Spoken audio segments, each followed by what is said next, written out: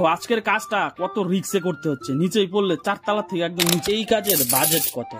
তো হঠাৎ করেই ফোন আসে যে একটা বেবি শাওয়ারের ব্যাকগ্রাউন্ড বানাইতে হবে, তো সেখানে যাইতে হবে।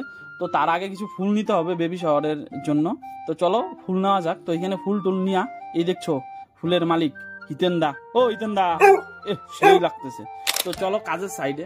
তো এই হচ্ছে, এইখানে হচ্ছে বেবি শাওয়ারের কাজ হবে যেহেতু, তো পদ্ম ফুল তো লাগবেই এখানে। সেই মতো আমি আর পুষ্কর ভাইয়েরই কাজটা ছিল, ওরই কাজ। তো সেখানে আসলাম। তো এইখানে এই যে ব্যাকগ্রাউন্ড রেডি করার জন্য প্রথমে ঘাসমেটটা, আর আমি একটু চশমা পরে পোজ দিয়ে দিচ্ছি। কেমন লাগছে কমেন্ট করো। তো ডেইলি ব্লগ আপলোড হচ্ছে, আর এখন দেখো কি কি আনতেছি না আনতেছি সবকিছু আপলোড হচ্ছে। তো যারা যারা বুকিং করতে যাচ্ছে অবশ্যই বুকিং নাম্বারে কল করতে পারো। চলো খালি বুকিং এর কথা কই, আর অন্য কিছু কথা কই না। তো এই হচ্ছে বেবি শাওয়ারের ব্যাকগ্রাউন্ড। উপরে ফুলের গার্ডেন হবে, আর দুই সাইডে ইসে হবে, যেহেতু হলদি স্নান করাবে, মানে স্নান করানোর জন্য হলদি পিছনে হলুদ ব্যাকগ্রাউন্ডটা লাগে। তো সেটারই তৈরি হচ্ছে। দেখো কত রিক্সে কাজ করতে হয়।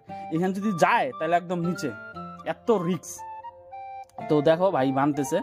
তো আজকের ব্যাকগ্রাউন্ডটা কেমন হইলো নিচে সবাই কমেন্ট করো। এটা হচ্ছে কত টাকা তোমরা নিচে কমেন্ট করো।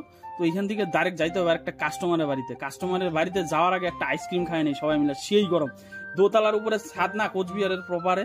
তো চলো।